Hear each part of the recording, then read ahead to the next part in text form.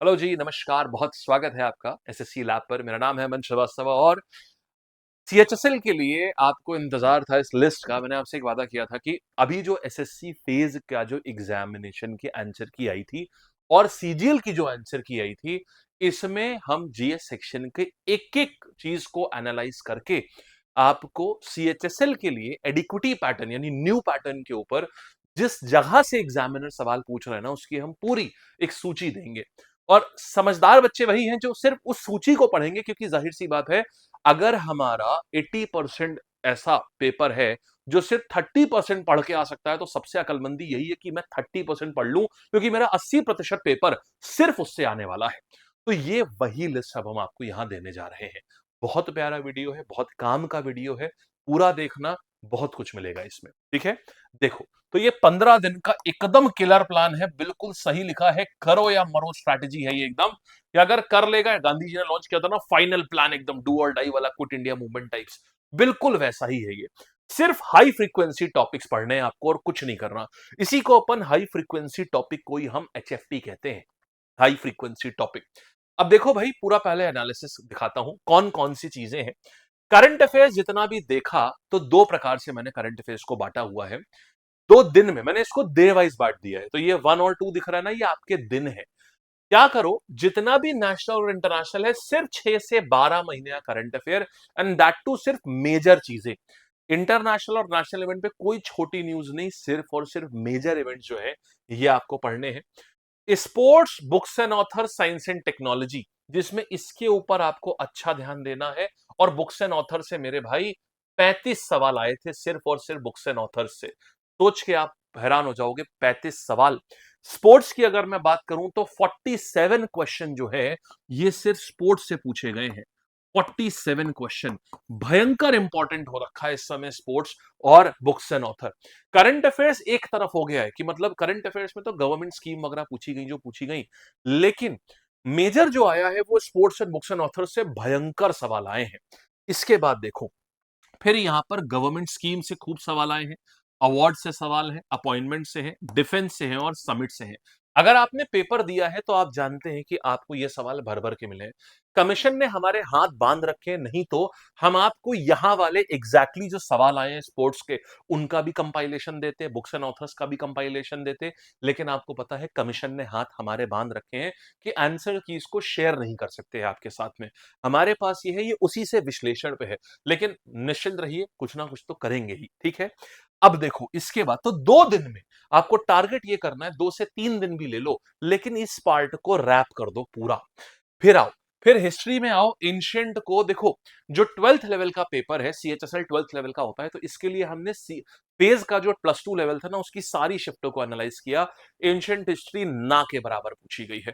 तो तुम्हें क्या करना है, तुमको सिर्फ हिस्ट्री में 2 दिन में मुगल्स और दिल्ली सल्तनत, रिवोल्ट ऑफ 1857, आईएनसी के सेशन और गांधीयन एरा, इतना तुम ऐसे पढ़ो कि फिर तुमसे बेहतर किसी को नहीं पता है। सिर्फ अभी इसको रिवाइज करो, क्योंकि आपको भी पता है कि आपके पास इस समय अगर सिर्फ आप हिस्ट्री भी रिवाइज करने जाओगे ना, तो पूरी हिस्ट्री रिवाइज करने में कम से कम आपको 5 से 6 दिन का समय चाहिए। क्या है आपके पास में? नहीं है आपके पास में। तो स्मार्ट स्टूडेंट वाला काम करिए जो हम आपको यहां बता रहे हैं। जो टॉपिक मैंने यहां लिखे हैं, सिर्फ इस पे फोकस करना है। पॉलिटी में यहां पर ये टॉपिक लिखे हुए हैं, fundamental right, DPSP, fundamental duties, president, supreme court, parliament, article amendment, major वाले, और constitutional bodies, very important constitutional bodies, जैसे यूपीएससी हो गया, सारे आर्टिकल पढ़ो 315 से लेकर 323 तक की। इलेक्शन कमीशन हो गया, सारे आर्टिकल पढ़ो 324 से लेकर 329 तक की। ये एक एक फाइनेंस कमीशन हो गया, तो 279 ए बी सी, इनके सब क्लॉज बहुत इंपॉर्टेंट है। समझ गए? अब एक चीज है कि यार इससे कैसे सवाल आते हैं, इसके लिए क्या करा जाए, इसके बारे में भी मैं अंत में, मैं एंड में एक बहुत बढ़िया बात बोलूंगा, आपकी टेंशन खत्म हो जाएगी। ठीक है, आप सच में एंड में बोलोगे सर आपने टेंशन रिजॉल्व कर दी, बहुत बड़ा टेंशन था, क्या पढ़े क्या ना पढ़े। इस लिस्ट से आपको ये सब आराम मिल जाएगी। ज्योग्राफी में फिजिकल फीचर्स में आते हैं आपके पहाड़ आते हैं, तो जितने भी माउंटेन्स हैं आपके, माउंटेन्स हो गई और रिवर्स हो गई। रिवर्स तो खैर अलग से लिखी है, माउंटेन्स ऑन प्लेट्यू जो हो गई, ये फिजिकल फीचर में। राज्य माने इनकी बाउंड्री, कौन सा किसका पड़ोसी है। क्रॉप मिनरल और सॉइल टाइप, खत्म कहानी भाई। इसके बाद Indian river, dam, national park, environment and ecology. आप ध्यान देंगे तो यहां पर हमने आपसे कुछ भी ना आपसे बोला है कि आप कॉन्टिनेंट पढ़िए, ना आपसे बोला है ओशियन पढ़िए, ना आपसे बोला हुआ है कि आप विंड पिंड पढ़िए, कुछ भी, कुछ इंड पिंड विंड कुछ नहीं पढ़ना है आपको। सिर्फ आपको फोकस करना है, क्योंकि ये वो पैटर्न है जो अभी लेटेस्ट एडिक्विटी फॉलो कर रहा है, न्यू पैटर्न पे। तो यहां पर क्योंकि आपको चार पांच दिन तो पूरी ज्योग्राफी में भी चाहिए, अपने पास सिर्फ 2 दिन है मेरे भाई। अब सुनो, इकोनॉमी भैया मेरे, सिर्फ फेज की बात करूं तो 161 क्वेश्चन सिर्फ और सिर्फ इकोनॉमिक्स से आए थे। 161 क्वेश्चन सिर्फ इकोनॉमिक्स से आए थे। इकोनॉमिक्स के लिए तो मैं बोलूंगा यार, मैं अभी त्रिमूर्ति सीरीज जो सुबह मेरी 9 बजे चल रही है ना, मैं इकोनॉमिक्स करा रहा हूं, और बहुत खूबसूरत इकोनॉमिक्स करा रहा हूं, और बिल्कुल जो क्वेश्चन आए थे वही वाली चीजें उसी कंसेप्ट पे करा रहा हूं, बिल्कुल उसी कंसेप्ट पे करा रहा हूं। जो क्वेश्चन आए थे बिल्कुल डिट्टो सेम कंसेप्ट हम लोग डिस्कस कर रहे हैं। तो इसको मत मिस करो, अगर, क्योंकि इको मैं भी आपको एंड में नहीं पढ़ा पाऊंगा, क्योंकि बहुत कम समय है, और इको पूरी कंसेप्चुअल है। इको में हिस्ट्री जैसा ना टिक मार के आप आगे नहीं जा सकते। आपको पूरे अंतर अंदर तक पढ़ाना पड़ेगा। तुम अभी, मेरी आज इकोनॉमिक्स की क्लास 2 थी, अभी 2 क्लास और बाकी है इको की त्रिमूर्ति सीरीज में। ये मनी एंड बैंकिंग स्कीम हो गई। अच्छा, स्कीम में ना, इकोनॉमिक्स में स्कीम बहुत पूछ रहा है, जैसे आपके बैंकिंग की स्कीमें पूछेगा, आपसे फॉरेन एक्सचेंज की स्कीम पूछेगा, फेमा पूछेगा, फेरा पूछेगा। जो इकोनॉमिक्स रिलेटेड जो स्कीम लॉन्च करी है भारत सरकार ने, वो वाली स्कीम्स खूब पूछी गई है यहाँ पर। ये वाला मतलब समझ लो, हिस्ट्री पॉलिटी ज्योग्राफी से भी सबसे ज्यादा इंपॉर्टेंट आ गया था इकोनॉमिक्स। 161 क्वेश्चन सिर्फ इकोनॉमिक्स के आए हैं। इसके बाद फिर साइंस वाला ये सेक्शन है, मैं साइंस अभी नहीं डील कर रहा हूं, वो रितिका मैम करेंगी। हालांकि मैंने टॉपिक पूरी लिस्ट आपको यहां पर ये दिखा दिया है, ठीक है। स्टैटिक जीके में आपको ये वाली चीज आ जाती है, और ये चीजें आपकी यहां आती है। ये टॉपिक लिस्ट हो गई। अब अगर आप सिर्फ इतना कर देते हैं ना, तो आपका 70 से 80% पेपर सिर्फ इस 30-40% सिलेबस से ही पूरा कवर हो जाएगा। अब जरा इसका डीपर एनालिसिस देखो। हिस्ट्री से 40 सवाल पूछे गए थे, इजी से मॉडरेट लेवल का था। इसको बनाने के लिए ना हमने लगभग लगभग मान के चलिए 800 से 1000 सवाल, जो आपके इधर 27 शिफ्ट थी और इधर 45, लगभग 80 शिफ्ट है। 80 इंटू 25, अब समझ लो 2000 हो गया है। 2000 में मान के चलिए 1200 से 1400 तो मैंने अकेले खुद से मैंने सवाल पढ़े हैं, और तब ये बनाया है। तो ये जो है यहां पर मॉडर्न इंडिया और फ्रीडम स्ट्रगल भर भर के है, इसीलिए मैंने उस लिस्ट में डाला हुआ है कि आपको मॉडर्न इंडिया और फ्रीडम स्ट्रगल बहुत अच्छे से पढ़िए। मॉडर्न 60% आई है, मेडिवल 25% आई है, एंशिएंट 15 आई है। तो अकलमंदी ये बोलती है कि देखो, कि मैं सिर्फ मॉडर्न कर लूंगा और मेडिवल कर लूंगा, क्योंकि एंशिएंट बहुत बड़ी होती है। आप मॉडर्न और एंशिएंट में सिर्फ एक ही चीज चुन सकते हो। बच्चे क्या करते हैं, एंशिएंट से शुरुआत करते हैं, भाई मेरे एंशिएंट में सिर्फ आर्ट एंड कल्चर आ रहा है इस समय, जो सीजीएल में आया है। सीजीएल में आया आर्ट एंड कल्चर, बट वो सिर्फ आर्ट एंड कल्चर है, एंशिएंट हिस्ट्री का कोई पार्ट नहीं आया उसमें। फिर revolt of 1857, INC, Gandhi era, mostly one liner question थे। 90% क्वेश्चन सिंगल चॉइस थे। 10% क्वेश्चन मैच द फॉलोइंग थे।